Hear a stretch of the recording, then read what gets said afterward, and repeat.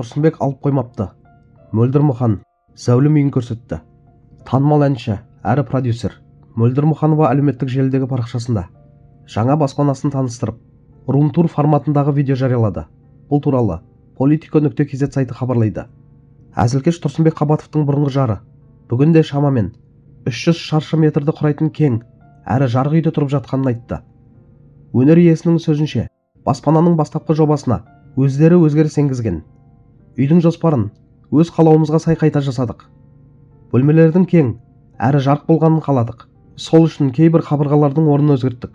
Қонақ күтуге арналған залды барынша кеңеттік, деді Мөлдір. Көпшілік Тұрсынбек тұтас бір байлық қалдырған, бағалау керек. Мүлікті бөлмей, ұсақталмаған.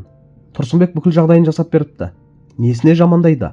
Молодец, Тұрсынбек ештеңесін өзімен алып кетпепті. Рахмет Тұрсынбекке. Бар жағдайын жасап беріп кеткен. Тағы қатын алса жарасады оған. Тек ауырмасынша. Жас қой, сауығып кетсін. Неменеге зарлайды, далада қалмапты. Тұрсынбекті Тұрсынбек қылған Мөлдір.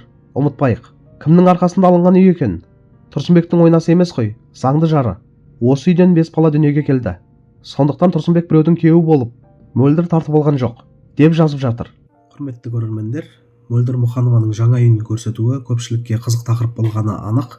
Үлкен, жарық, 300 шаршы метрлік баспана, өз қалауынша өзгертілген жоспар кез келген адам үшін қуанышты дүние. Әсіресе балалар өсіп жатқан үйдің кең болғаны жақсы ғой. Бірақ желідегі пікірлерден байқағанымыздай, жұрт бұл жаңалықты тек үй ретінде емес, бұрынғы отбасылық жағдаймен байланыстырып қабылдап отыр. Бірі Тұрсынбекті мақтап, бірі Мөлдірдің еңбегін айтады.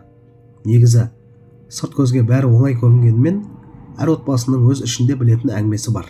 Қалай болғанда да ең бастысы балалардың жағдайы жасалғаны. Үй тек қабырға емес, ол тыныштық пен тұрақтылықтың белгісі. Ал кімнің арқасында қалай алынғаны, оны нақты сол отбасы ғана біледі. Әлеуметтік желіде пікір айту оңай, бірақ шын өмір әлде қайда күрделі, сондықтан бір жақты баға бермей, әркімнің жеке өміріне құрметпен қараған дұрыс сияқты.